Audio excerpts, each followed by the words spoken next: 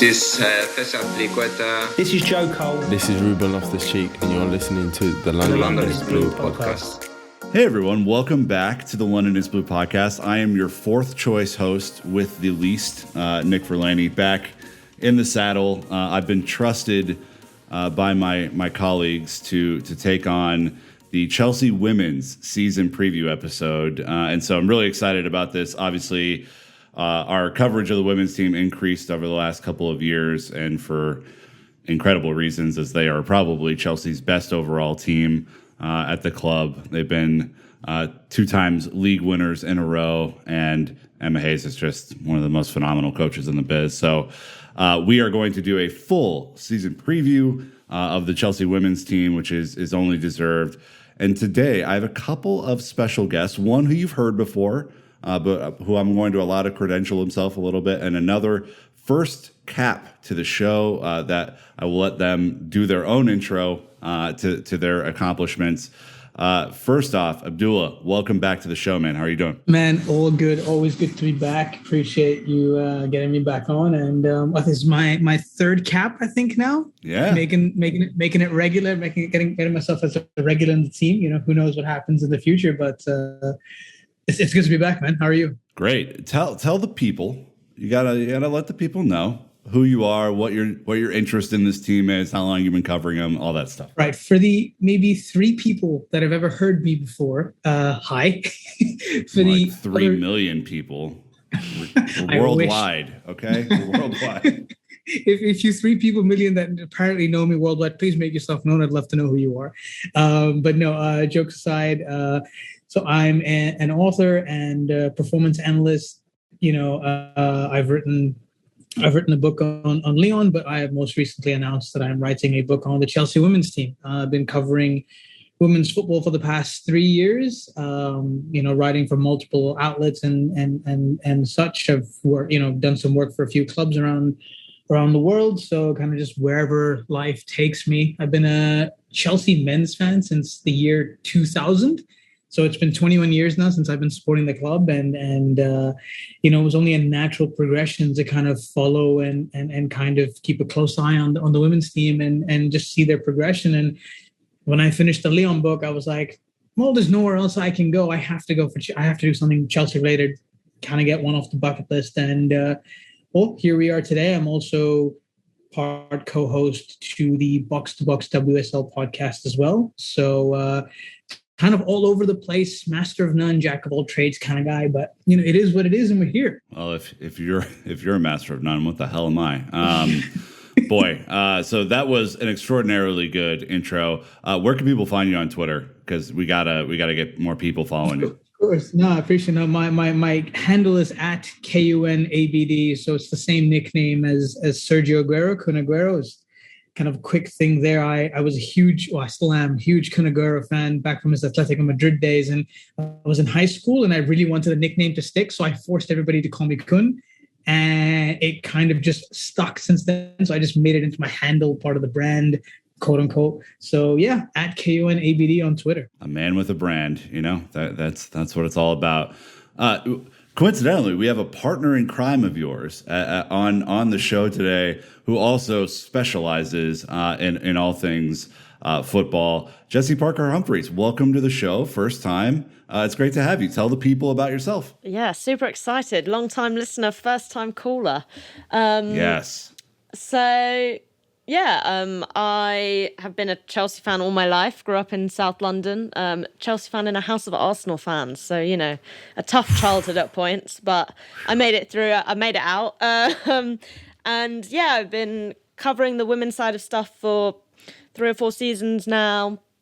Kind of freelancing my way around to anyone who will have me to write about women's football. So I've done stuff for The Independent, 442, among others. And just, love the team, love the girls. They make me so ridiculously happy. So I'm really excited to be here chatting about them and not trying to subtly hide my biases for once. In fact, we encourage the biases here today, as biased as we can get. You guys already know me, and I don't need to credential my non-accomplishments to anybody. So what we're going to cover on today's episode, We're going to discuss the Chelsea women's squad and how they're shaping up ahead of the new season. I think it's important to talk about a couple of new additions in addition to the wonderful team that's already been kind of put together by Emma Hayes.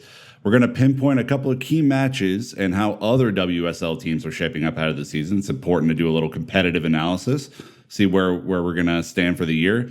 And we're also going to do a little bit of prediction time, as we're wont to do on the show. I'm typically very wrong on these, but I think with this team, it's a little easier to get them right. So we're going to do top 4 predictions and where we think Chelsea will end up in May after all of the games have been played. So we're going to do kind of some way too early season predictions. Abdullah, where do we want to start here today? I think maybe looking at the squad. I think that's it. But before we get into that, I'd like to just remind the listeners of your Romelu Lukaku prediction for his debut. So I wouldn't sell yourself a bit short over there. Stop it. I mean, please continue. But I think everyone had their fill on my gloating last week. As the rest of Jesse's family was in tears, and I was gloating to the world. So I was on a family holiday, so it was a tense weekend. Well, hey, congratulations we're all champions of Europe. So I think we just all need to remember that. All right. So first things first, we need to look at the players in this squad, right? We need to understand the talent available, maybe a couple of outgoings, maybe a little bit of the incomings. So we're going to take a look at both the players and the system to understand how this team might shape up a little bit differently than they have in the past couple of years, which is really interesting. So I guess I'm going to pass the ball to you, Abdullah. Do you want to take a look at the tactical system overall before we get into the players, or is there something else that you might want to cover off on in terms of transfers? No, I think that's the best place to start. I think it's good to kind of give this a base for people to then understand, and we can work off it to then understand the squad and the shape of it better, and all that. So typically last season, Chelsea were using kind of a mixture of a 4-4-2 and a 4-4-2 diamond, and then at times as well as a 4-2-3-1. They kind of rotated between the 3 systems, but at the same time, it was almost kind of changing within itself in every game. But for the most part, they wanted to stick to kind of a kind of like a 4-4-2 diamond, and kind of just converts into a normal 4-4-2 out of possession when they're going in defensively. And I think the main idea behind this was to kind of get the best out of Pernille Harder and kind of put her in her best position. Now, although she is naturally a number 10, I think it was more to say, okay, at least let's get her within the front 3 while we can still play, a Kerr and Kirby. But we'll get to that later. But generally speaking, it's a very possession-based system. But it's a possession-based system that I feel that has a very direct build-up that they've had going on.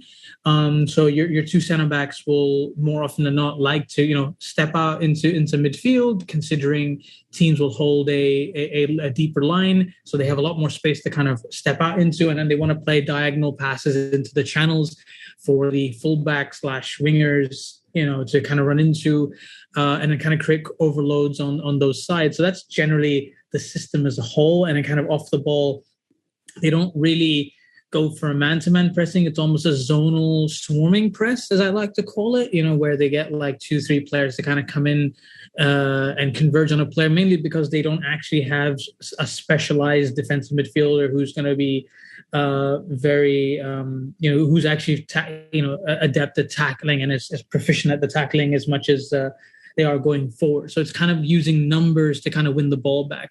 And that's kind of been the recipe for success and kind of how it's been working for the last, 2 seasons. They've obviously won 2 WSL titles back to back and reached the Champions League final.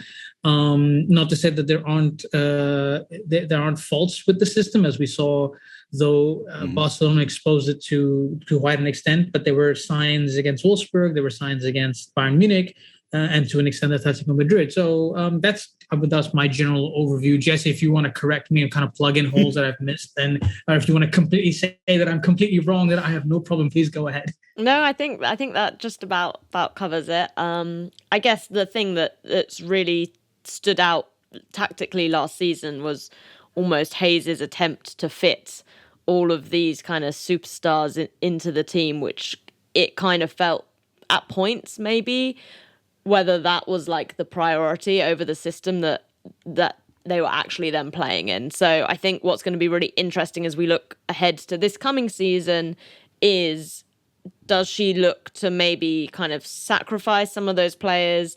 Is she going to look to be more flexible across different games? Or also, are we just going to see, the players more settled into that formation? They've had a season playing together.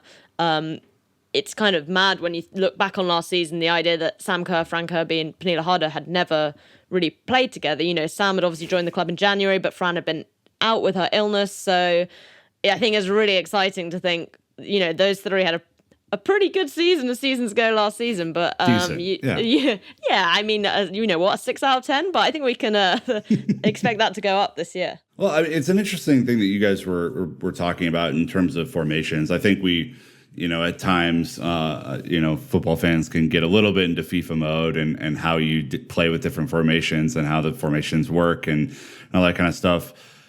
I saw, Abdullah, that you were tweeting a little bit about a change in system earlier this week when Chelsea trotted out kind of a back three type of system, which we haven't really seen Emma Hayes play in the past. But is this something that you think is a more viable option, kind of a 3-4-1-2 or a 3-5-2 or a 3-4-3, something like that, given the talent that we have in the squad? Yeah. I mean, for me, I've been kind of campaigning this since kind of like May, June-ish time, and spoiler alert, I have a full chapter on this on the book that's going to come out in 6 months. No, I think the squad is perfectly suited to playing a three at the back, kind of because to me, it takes in the strengths of the current players that are there and it masks the weaknesses of the players who have kind of been exposed in the season that we've been seeing. So, for example, we know that obviously Mielda injured and maybe she hasn't been tested as much defensively, but the fullbacks aren't the best defensively. I think we can all admit that. We can all say that Jon Anderson, Neem Charles are all more forward-thinking players. But then if you're playing a back three and wing backs, then it's the Marcus Alonso, Callum Hudson-Odoi, Victor Moses, thing, right? Where you don't actually have to worry about their defensive ability. As long as they can just get back and make the number, they can focus on going forward. And that's kind of the same idea that I saw for this. You can play Neem Charles and Anderson quite easily. And then when you have possibly playing, Mielda as right centre back, your Aspilicueta, you have Eriksson and Bright as your other two, then I think you're more than defensively sound and having numbers at the back without being too overly exposed. And kind of in midfield, yeah, you could probably get away with having Leupolz and G, but then again, I would prefer there to be a little bit more of a balance. Again, something I've been campaigning is Aaron Cuthbert be converted into a anchorman type defensive midfielder, just sit there, N'Golo Kante, and just win balls back, and kind of be box to box. And then up front there's no need to change that because the whole idea is to facilitate the front three and let them play the way they need to. So I think for me, this should be the way forward, or at least if it's not going to be the permanent way forward, at least in the bigger games, use it more regularly than we have seen it. I think the last time Hayes played a three at the back system was, I believe, back in 2015, 2016-ish time. She did play a 3-4-2-1 or 3-4-1-2 semi-regularly that season. But we haven't seen it since. Like I said, women's football doesn't use three at the back as a regular formation. Maybe teams use it, at one-off games. I saw that, Lyon used it, for example, against PSG towards the back end of last season, just as a one-off game, and they managed to get a draw in probably their worst season in the last 5 years. So it does work, but you just need to, play it. Yeah, I think, Jesse, one of the interesting parts of that formation to me is when you looked at when Chelsea women were under a little bit of pressure last year, which didn't happen a whole lot, but when it did happen, the wings were an area where they had to double up or put Aaron Cuthbert on to support, Jon Anderson or something that made up the numbers because they were just getting stretched down the wings and there wasn't a whole lot of defensive cover because, the whole team is forward trying to score goals. Does this solve a couple of those problem areas for you, this type of formation? And if so, if not, kind of give me the scenario for both. I think it does potentially help. I think the thing that's quite hard with figuring these things out is the nature of Chelsea's position within the women's game is the vast majority of games they're going to play, they're going to be far and away the better team. And then you get into this problem, which we kind of saw at the back end of last season, of suddenly you're facing these incredibly elite teams who are going to blow you away. And how do you figure out those tactical issues ahead of time? And I think that's why we saw Chelsea look so much better in each of those second legs, because it was almost like Emma Hayes took the first leg 90 minutes and made the tweaks she needed. And then obviously in the Champions League final, she didn't have that second 90 minutes. I mean, I don't think she'd have necessarily been able to come back from that anyway. So I think the three at the back thing is interesting. I can see the advantages, but I also think, you can see wing-backs also getting caught out. If your defence gets pulled across in one direction and you've got teams who are going to, switch the ball very quickly, there can be loads of space left there. So I don't think it's an automatic solution. I think for me, I'm much more interested in looking at, and this is regardless of whether there's a 4 at the back or a 3 at the back, thinking about what the midfield formation looks like. Because I think personally for me is, even though there was space left out on the wings, and there was some questionable 1v1 defending from those fullbacks. Lots of the problems also came, I felt, from when teams had players who were able to drop out and feed balls out to the wings. So drop back from the centre-backs and kind of occupy that space just beyond them, in between the midfield. And it felt like Chelsea didn't really have the right pairing there to really deal with that problem, and we look at a team like Barcelona, and that's something like Jenny Hermoso is immensely good at, and she was just pulling Millie Bright all over the place because Millie Bright wanted to go with her, and we kind of needed our midfielders to drop back in that scenario. So I think it's quite interesting. It ties in quite well as well, thinking about the summer, because obviously there's a Chelsea midfielder who had a very, very good summer who we didn't see much of last year, in Jessie Fleming, and I think it'll be really interesting to see whether Hayes thinks about using her a bit more to kind of bring maybe a bit of dynamism that I feel like Sophie Ingle just doesn't unfortunately have in the way that maybe she had a couple of seasons ago, and whether we start to see, say, a Fleming-Leupolz pairing, or even Fleming replacing G, just to beef up that midfield a bit and make sure that if the fullbacks are being caught out of position, there are midfielders who can come across, as well as maybe just centre-backs coming across, and having that kind of flexibility. I like that. I think one of the major storylines that we saw kind of happen over the last week is Emma Hayes basically confirming that we're done in the transfer market. I mean, this is, a summer that has seen a couple of new additions, but maybe, for some of us who thought they were going to kind of go kind of full bore into the market, might be a little bit disappointing, frankly. As we look to kind of maybe take that next step to win the Champions League, given some of the movement in Spain and France. So basically, in addition to her comments, there are a couple of new additions. I want Abdullah to take Lauren James, and then I want Jessie to take Anique Nguyen, and make sure that the people know a little bit more about these guys. I mean, there was a little bit of chatter on Lauren James this week as well that I think is worth noting as she kind of adjusts to life in London. But Abdullah, why don't you take it away on Lauren James? Yeah, okay, Lauren James. So sister of Reece James, to start there. Ever heard of him? Yeah, European champion. That's fine. Just casual. No, so she's been a revelation ever since she was, she's burst onto the scene. She scored double-figure goals, in the championship for Manchester United, and then she kind of came up with them, and she kind of maybe not scoring as many goals in the WSL, but she kind of blew everybody away with her talent, with the way she played, performances. And I think that's what caught Chelsea's eye in terms of, there's definitely a diamond in the rough sort of situation here with her, with her style. And kind of last season, she only had 469 minutes and had 3 goal contributions, 2 goals, 1 assist. However, it was just her overall play that was good. So if I can just throw some stats out here, people, just kind of make some sense of it. She had almost 9.79 dribbles, 2.7 crosses, 3.5 shots.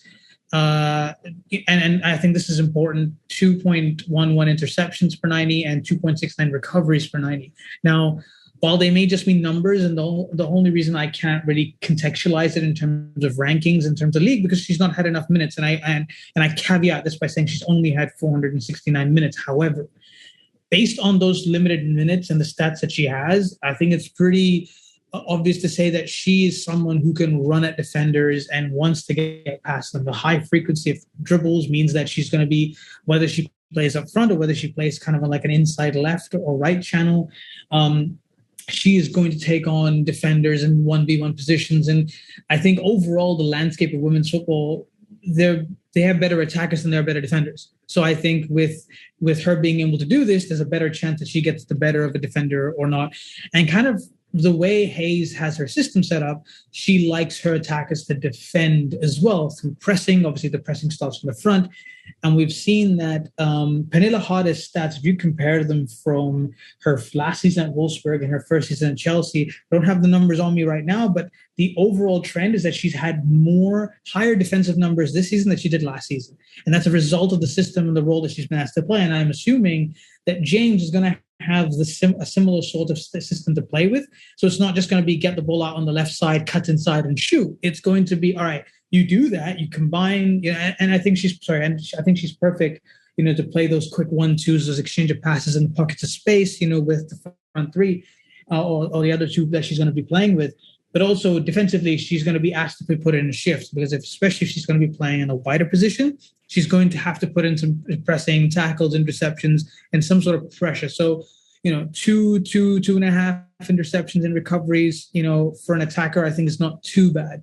That's my general lowdown on Lauren James and what I think she's going to be doing next season. Can I just quickly say 9.79 dribbles per 90? Crazy, what is this, Pele? Like, what are we doing here? Like, that's an insane amount of creativity, though, right? I mean, to be able to beat your opponent that consistently in any game is wild, and I think might show you a different kind of attacker than what Chelsea kind of currently have. Right in my mind, as I've watched Chelsea, they've been best when they play in a bunch of space and they're able to make really key passes in behind defenses. But I don't think they have a super creator outside of G. And even then, she's better just placing balls on a plate for her teammates to then do something with. 9.79 dribbles per 90 tells me that Lauren James brings a different type of attacking creativity to the fold, and that's really interesting to me. Yeah, and you could even pair that up with, you could even play Gura right on say the left, and you play Lauren James on the right, and you've got two players who love running with the ball, love running at defenders. So if you want to play a heavy counterattacking style against, let's say, Bayern Munich or Wolfsburg, Barcelona, Lyon, and you really want to just hit them on the counterattack, you can play Gura right and Lauren James, and you can have a lot more joy down the wide areas with their pace, with their dribbling, and their ability to just kind of cross it in or shoot. So, I think that is just another way that Chelsea a weapon they could use to kind of break down teams. And like Jesse said earlier, Chelsea are going to have the majority of the ball. They're going to be the better side. But then there are games like the Brighton game where you need to find a way to break down teams like that, which is going to be very difficult to beat.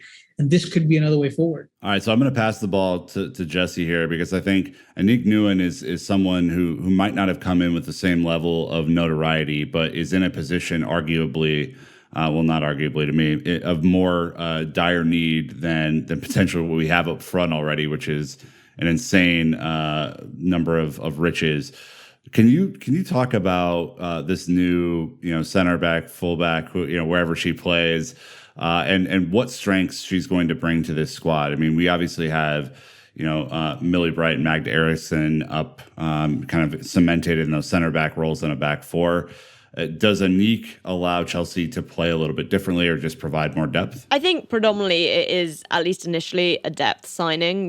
We saw last season that when Chelsea, especially Eriksson, picked up injuries, there was just a general sense of panic around who was going to play, especially because Mara Mielder's got this long-term injury and she's kind of someone who you would see as offering centre-back cover, even though obviously she normally plays at right back. I think Nguyen is really kind of one for the future, although I will caveat that with saying I was really impressed with her at the Olympics. She's coming from the Dutch league, which isn't a league that we traditionally associate with having footballers who are ready to just dive straight into the WSL. But she also played starting centre back for the Netherlands at the Olympics. There were some wobbly moments, especially against Brazil, some strange back passes. But, when they played the USA in the quarterfinals, she looked very self-assured, defending against some great players in some tricky situations that her teammates put in. And, she missed a penalty in that shootout, but also I thought it took some balls to walk up and even take that penalty in that game. So I think she's obviously young.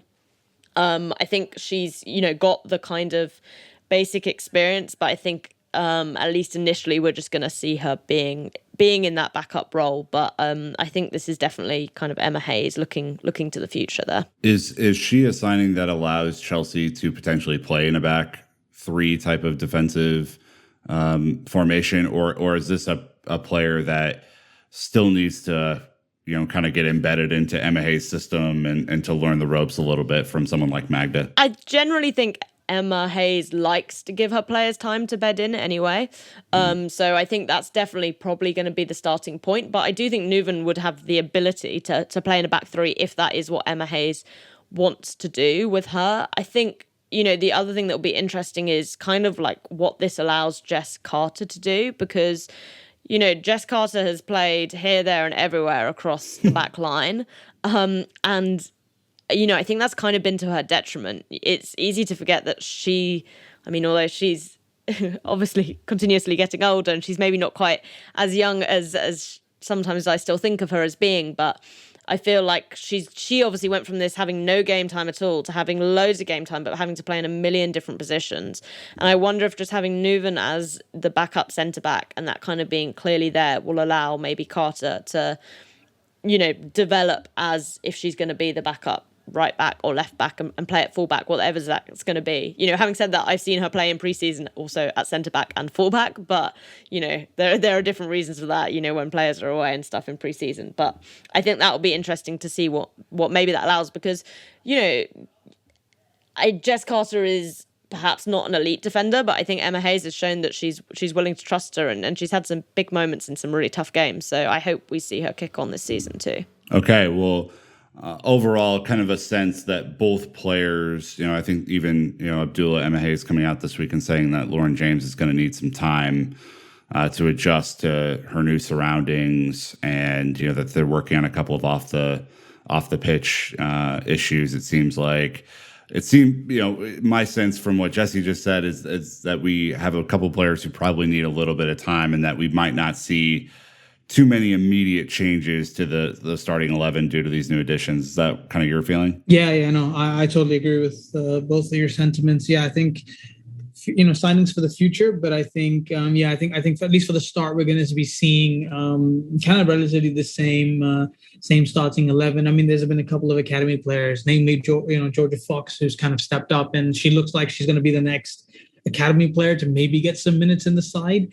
So I think more so it's going to be tactical changes. Obviously, like we said in preseason, there's been a few, the back threes come up, and then she's been playing a little bit differently. So I think we'll see more tactical changes than we're going to see personnel changes. But I'm kind of excited to see kind of whether how much the players have improved from last season, because I was having this conversation with Jesse, I think last week, where the fact that Chelsea are probably not signing any more players is maybe not a sign of the fact that, maybe they can't find someone or whatever it is, but maybe Hayes is so confident that she can improve these players even more, and the fact that these players can maybe go up another gear and another level and kind of blow teams away more so than they've done before, maybe in the big games be a bit more convincing over two legs rather than have a poor first leg and then adjust in the second leg. So I think that's where the improvement needs to come from. And if she's confident with the squad, then I think we'll be seeing that in the first couple of big games. And what better than to start off than Arsenal.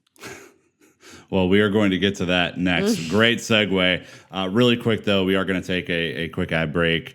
Thanks to the sponsors who support the show, and we will be right back. Okay, well, as Abdullah basically went right in, two-footed into the start of the season, we're going to do a quick season assessment. We're going to look at Chelsea's chances of retaining the title. We're going to look at key matches and the top games that will be vital on their quest to be 3 times in a row champions.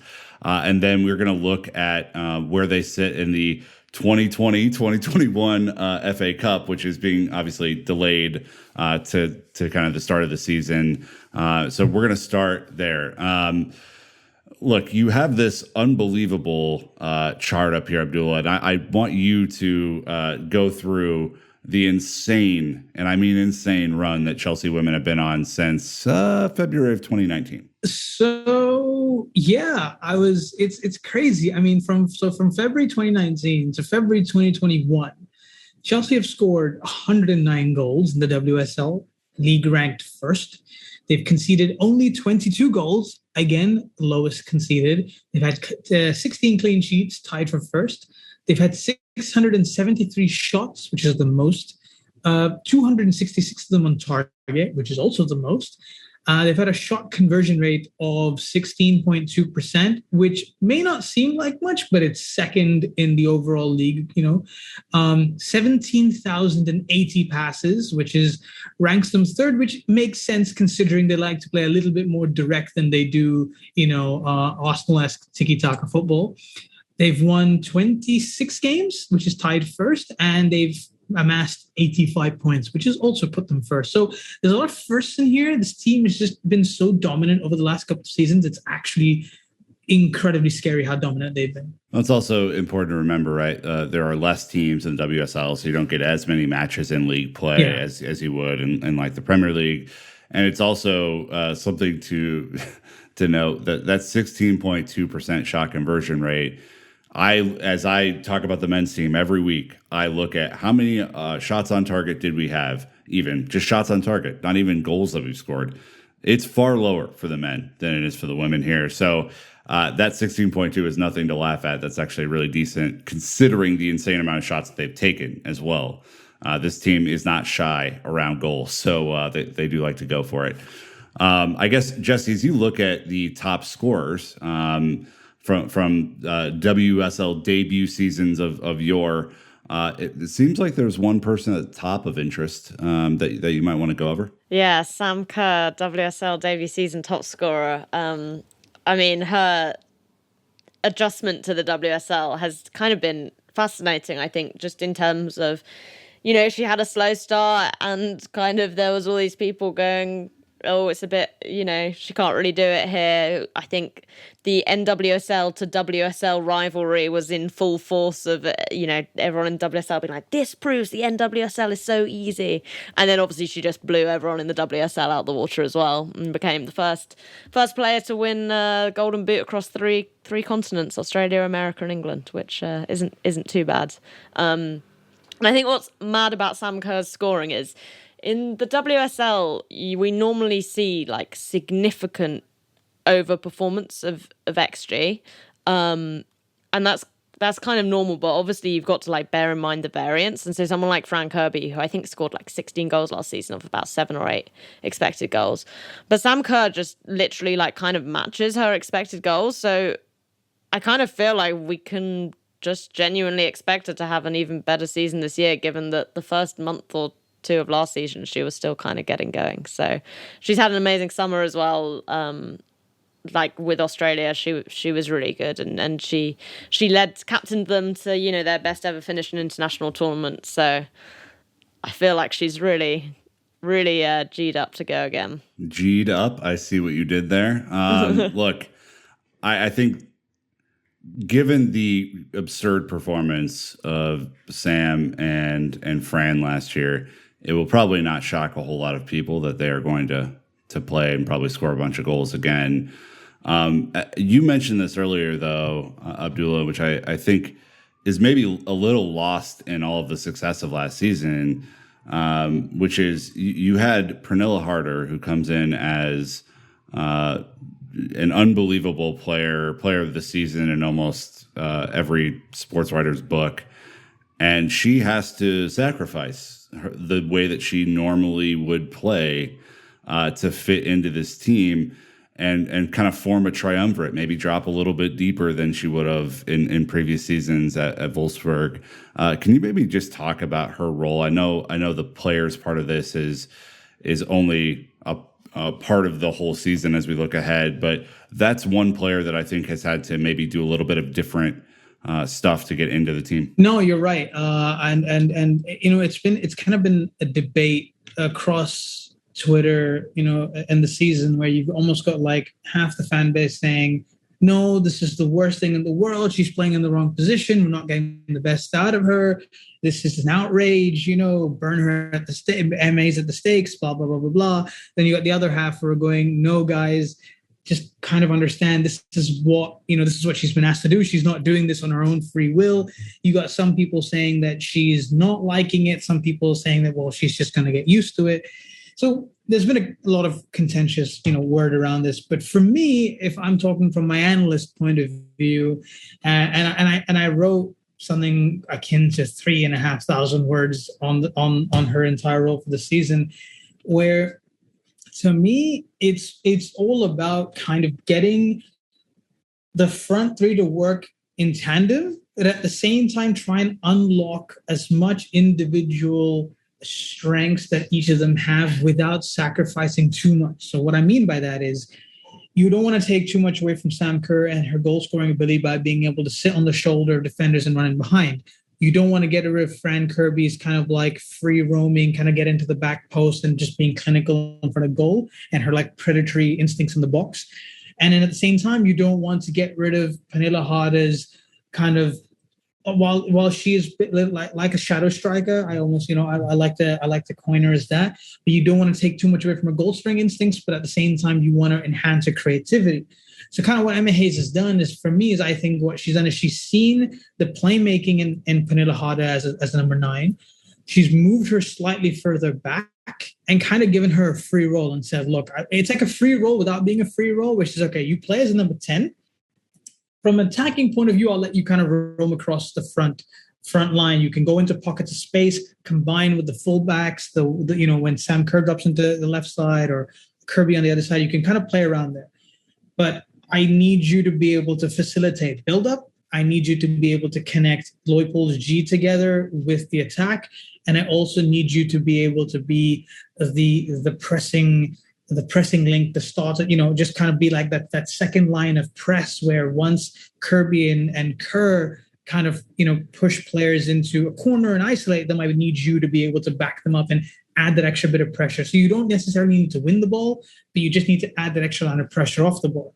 So I think in a nutshell, that's kind of where I see her being there, and kind of what she's basically said is, going forward, I don't want to take too much away from you. So for me, for her, it's like, all right, you do what you do best from a number 10 position. And whether that means dropping in deep, using her dribbling and her creativity and her vision to kind of then spread play out. Because for me, the midfield double pivot is a conduit between the front three and then the back four.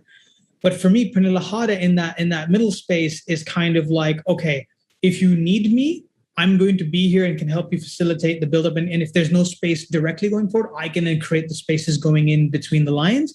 Or at the same time, if it does go wide, I will be your extra player in the box coming in, kind of like Frank Lampard-esque, late runs into the box and then I'll score, goals that run onto there. So, I mean, in a nutshell, without repeating without saying everything in 3,000 words, that in a nutshell to me is her role. And I feel like that's what I think people misunderstood last season. And you have to really watch her across the games. And yes, there was a little bit of an adjustment period in the beginning, but I think as we got towards the midway point of the season, she started picking it up. And yes, maybe not as many goals, but her overall contribution, I felt, was better. And look what it did for Kerr and Kirby. They scored an unbelievable amount of goals. And while she may not have had the assist numbers recorded in the books, you should just watch her overall movement to see how influential she was in most of those moves. And I think this season, we're going to see an even better version of Pernille Harder because she'll perfect this role. And I think she'll start scoring more goals. Sounds like that's a good thing. Look, I wanted to bring that one up because I think it was at times even a little confusing for me as I was watching. I was trying to understand her role a little bit better. This was not a false 9, right? This was deliberate choice to put her a little bit further back.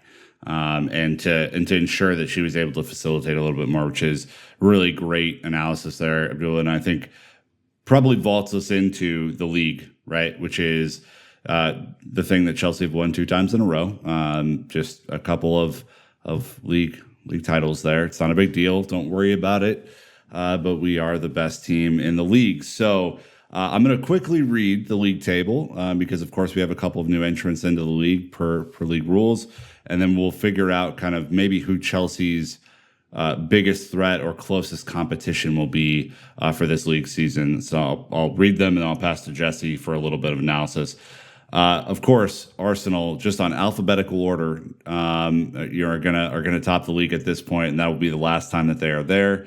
Aston Villa, Birmingham City, Brighton and Hove Albion, Chelsea, Everton, Leicester City, Man United, Reading, Tottenham, and West Ham make up the league.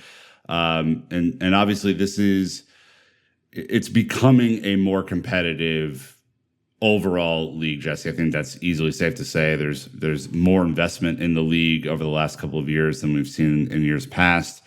Better players are being bought and sold in this league. And look, I mean, Chelsea have not had an easy run in the league by any means. They've been pushed all the way by Man City the last couple of years. We're a little fortunate to win the league on points per game during the pandemic shortened season. Then obviously went blow for blow with City last season in the league and barely won based on an incredible save from AKB. So look, I'll pass the ball to you to kind of break down maybe a couple of teams that you're looking at and maybe some teams that could surprise us. Yeah, so as much as we talk about who finishes top, in some ways, you only get a choice of 3 teams because Chelsea, Manchester City, and Arsenal have taken the top 3 places of the WSL every year since 2014, and Man City weren't even in the league that year, so you kind of actually maybe can't blame them. I mean, I'll blame them for that because they didn't invest in their women's team until 2015, so there's always a way to find putting the blame on City. So City and Arsenal will be, Chelsea's main rivals, and over the past couple of seasons it has really been City, as you said, Nick, who've gone toe to toe. They've had quite an exciting summer of recruitment. They've picked up Khadija Bunny Shaw, who is quite a scary player to look at going to City. She scored 22 goals in 20 games in France last season and has finished top scorer there. I think the question for them is, what happens to Ellen White? Because Khadija Shaw is going to want to play number 9, but they also announced today that Ellen White's had an operation, I think, so she's going to be out a bit. So we're going to see Shaw start.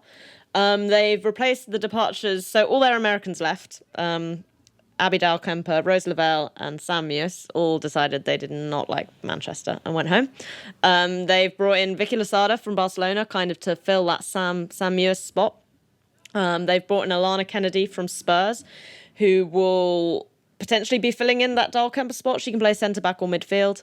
And then Chloe Kelly, their right winger, got injured.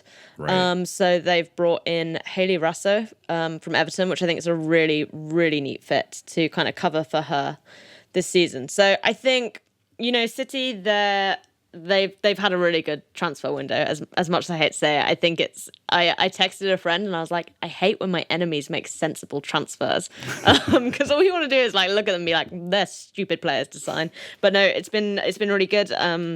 Gareth Taylor is a very inexperienced manager, but you could kind of see City growing more into his mould last season and kind of getting better. So I think it's going to be a really, really tasty battle. And as these things tend to do, will probably come down to the head-to-head games.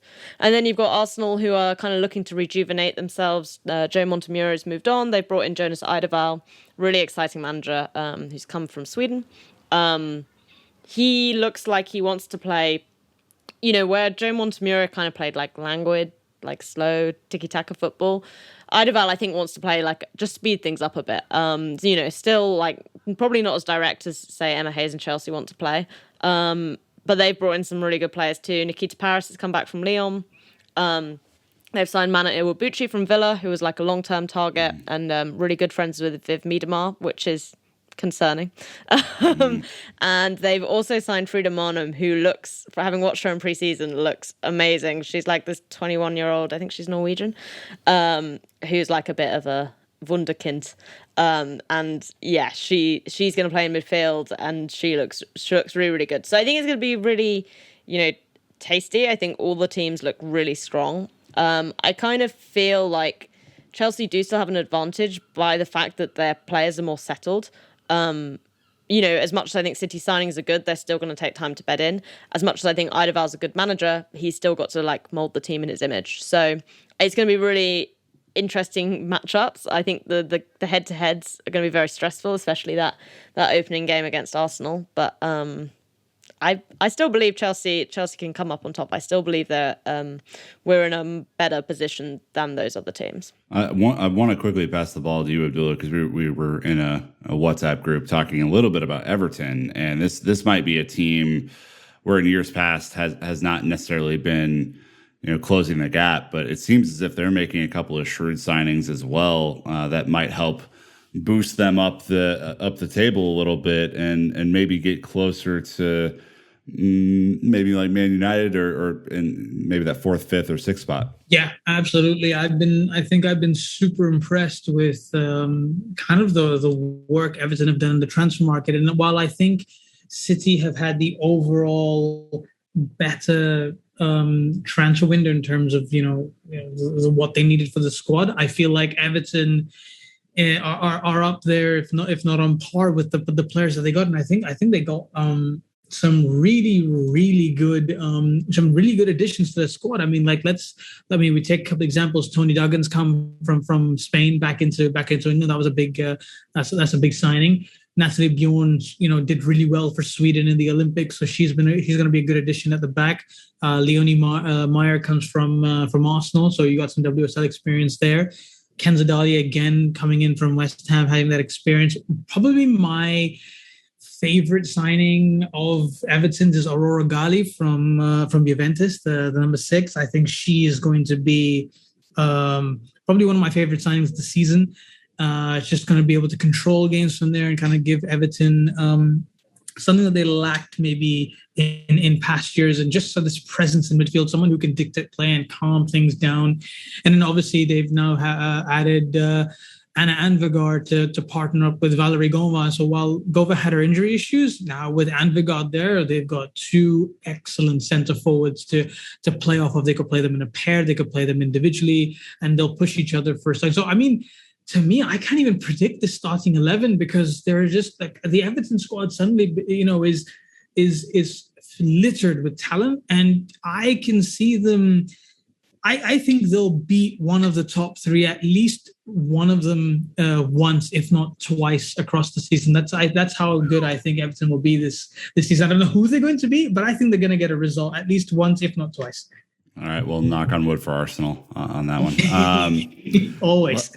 Look, I get the sense from you guys, and having analyzed this more than I have, that the league's just going to be more competitive this year. It seems like Chelsea haven't necessarily added as much talent as maybe some of the other squads that you're mentioning, but obviously have a wealth of talent to choose from.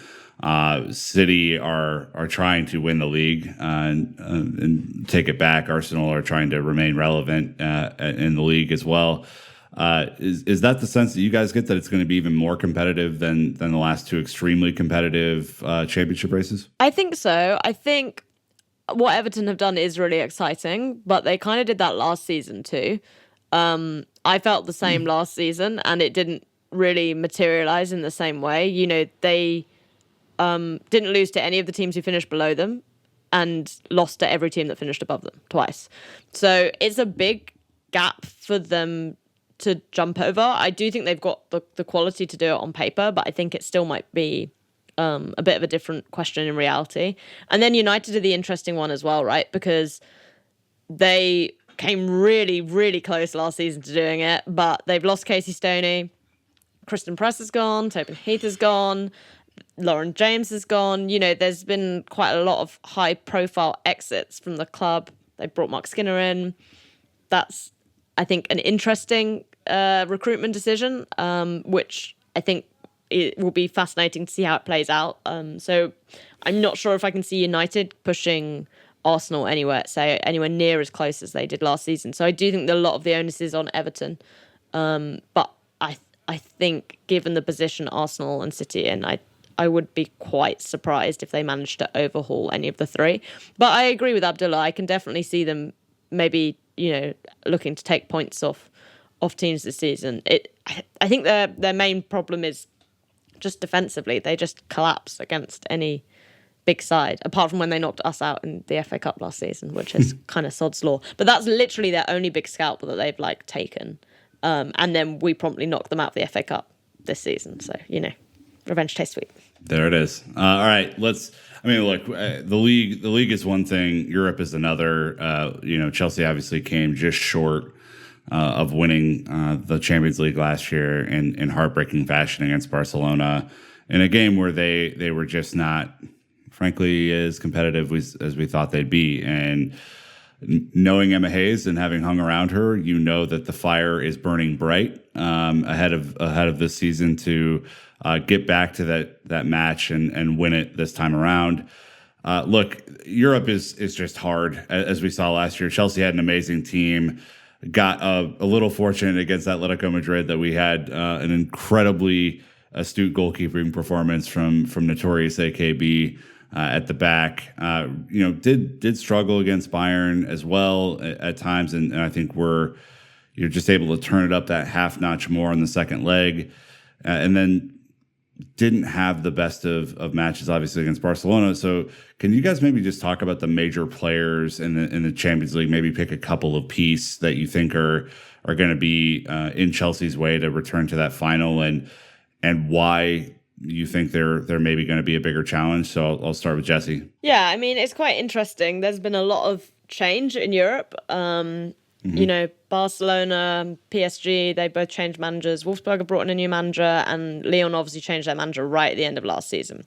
So it's going to be quite interesting. These are really good teams who have a lot of quality within them, but they're also kind of looking at starting from scratch. Obviously, the frustrating thing is with the Champions League, you kind of think they've normally figured it out by the time you get to that point.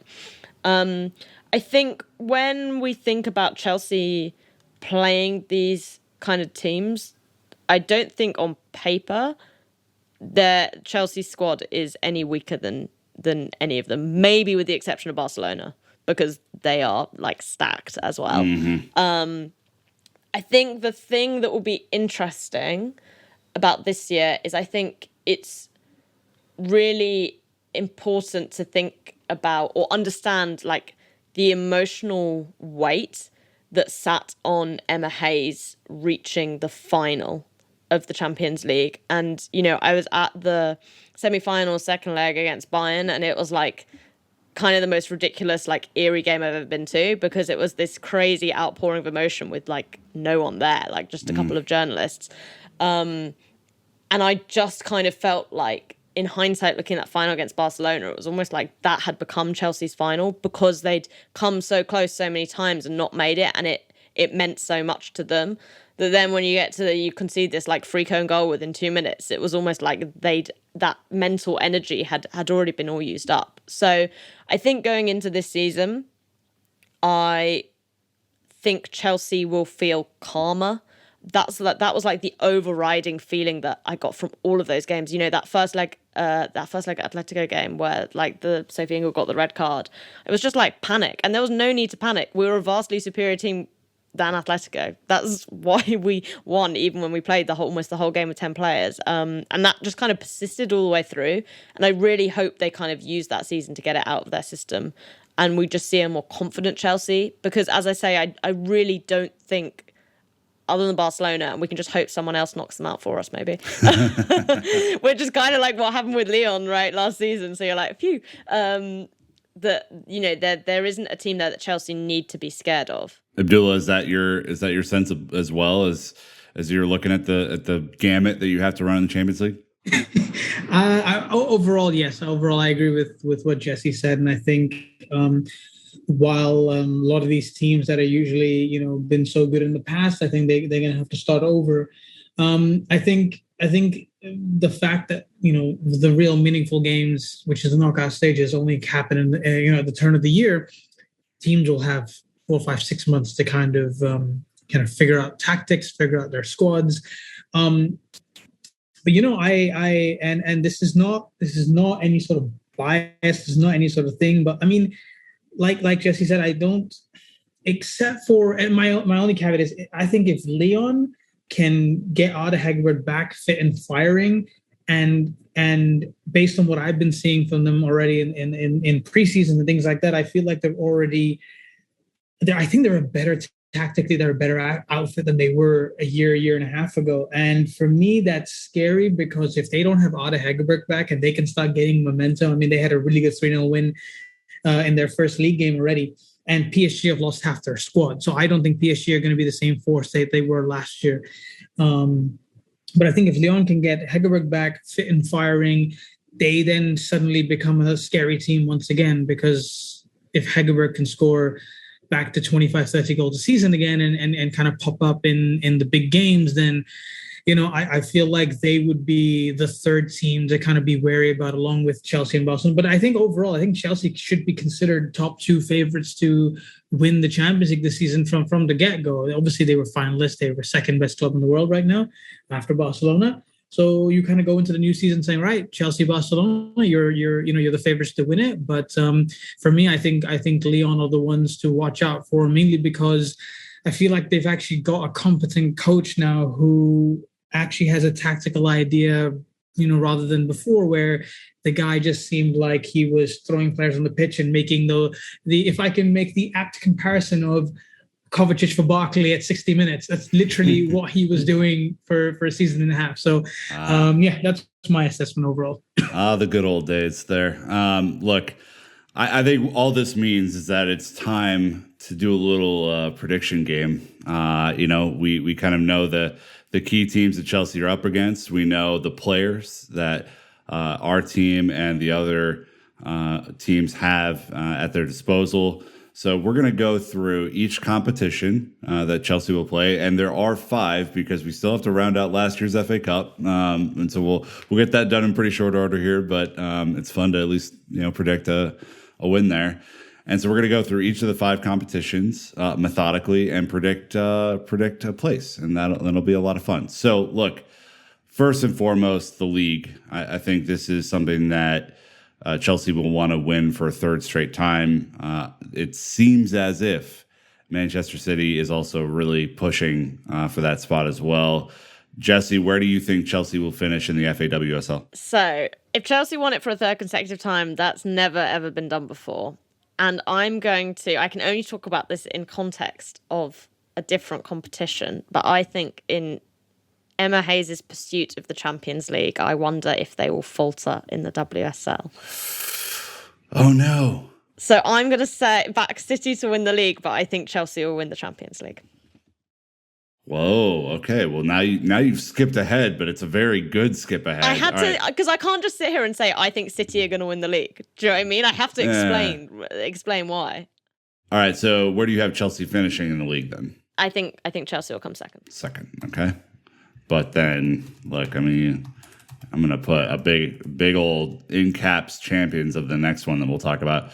Abdullah, what about the league for you? Or City a little too much? I'm good. I actually have to agree. I was thinking the same thing. I got to agree with Jesse, because if the Champions League becomes the obsession, as it seemingly is, and having tasted, getting to the final, and I will caveat this as well by saying that I think City have improved their squad this season better than they did last summer. That's one.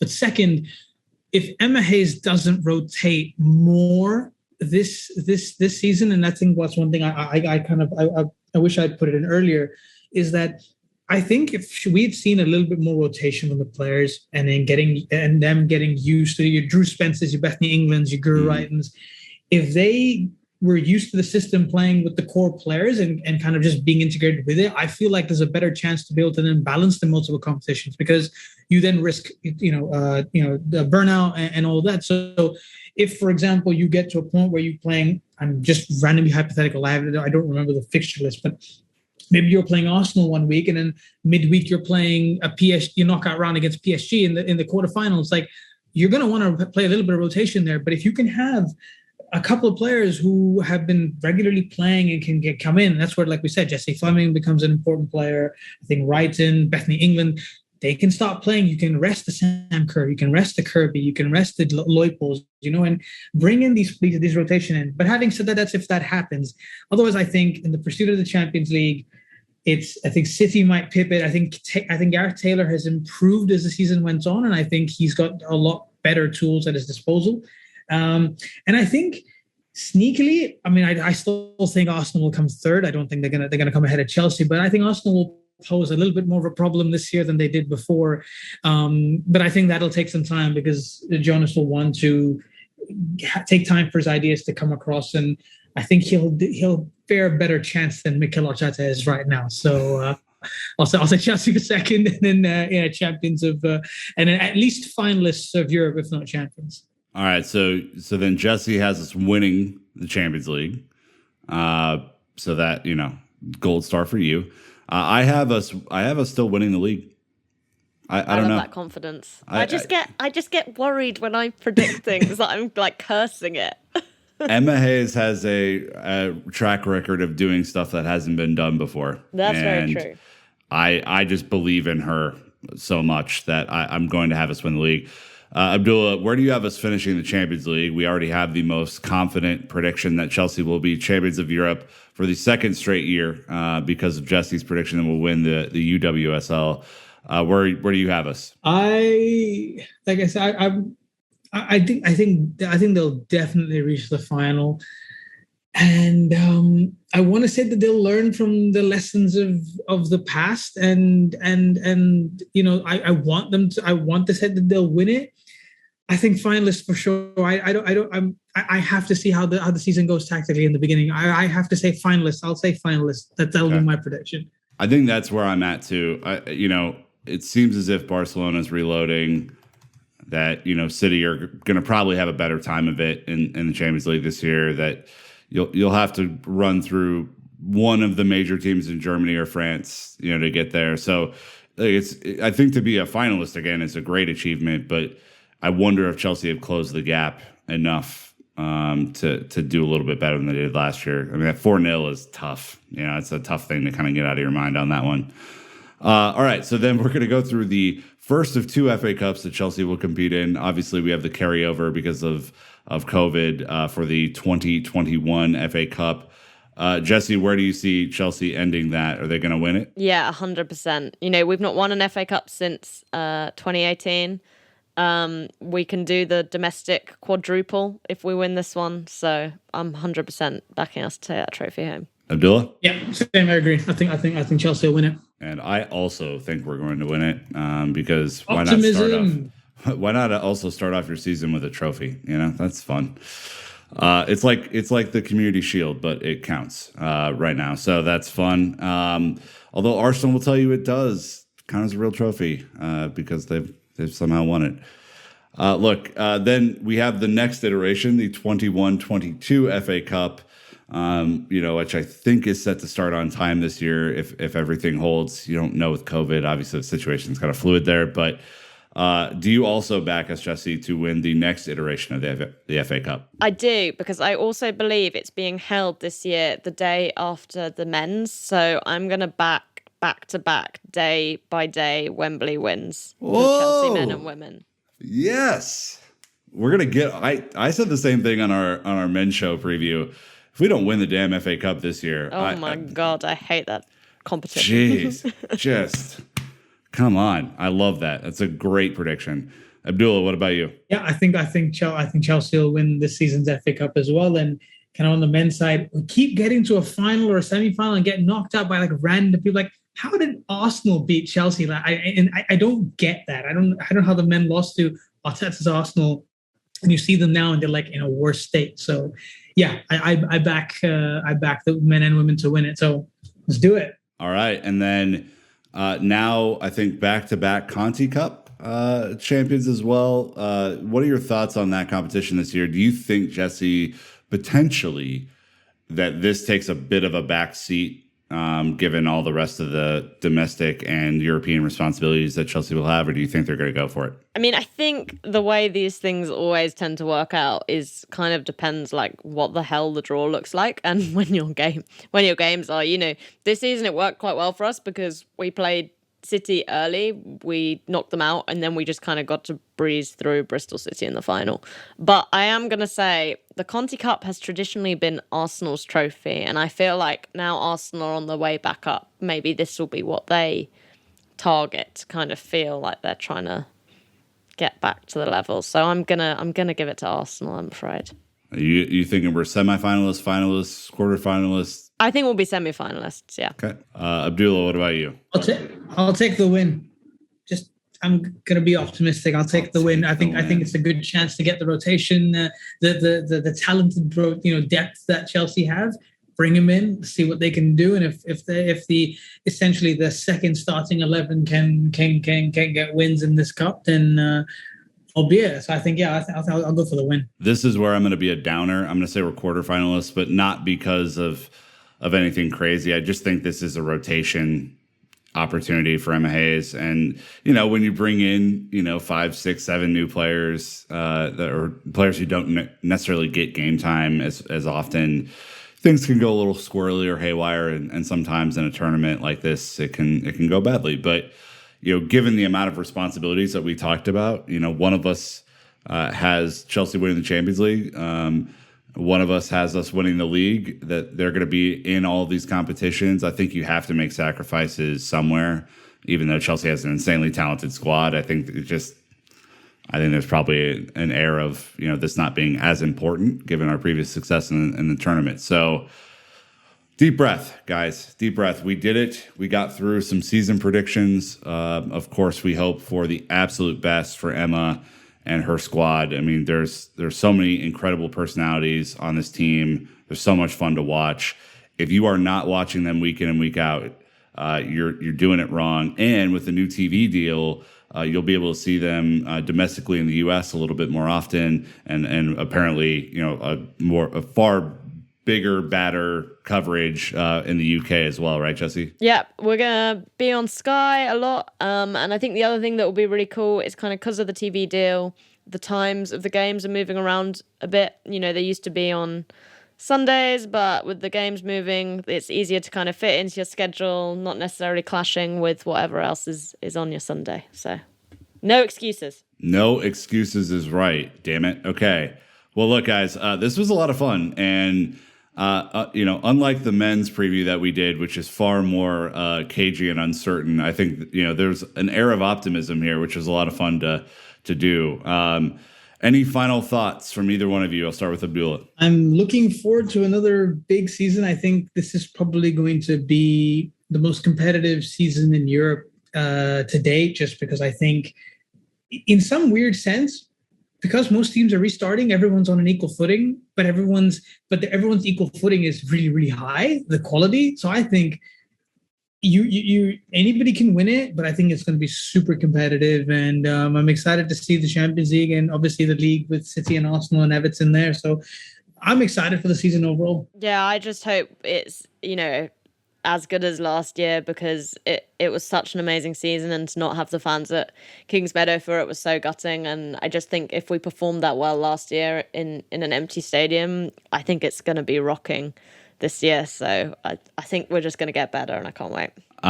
We saved the best for last. It was an omission on my part at the beginning of the show. Fans are going to be back. It's going to be amazing. Kings Meadow is going to be rocking. Best stadium in the WSL. It's going to be great. We have been as the show once in January of 2019, and it was a blast. So look, best of luck to Emma Hayes and the rest of the Chelsea women. Make us proud. And on that bombshell, we're going to end. Thanks to everybody who's really tuned into the women over the last couple of years. We love the increased interest. This was one of our survey results at the end of the year that you guys wanted more women's coverage. We're going to give it to you. Sneaky preview to something cool that's coming up soon. All right. So until next time, Chelsea fans, you know what to do. Keep the blue flag flying high.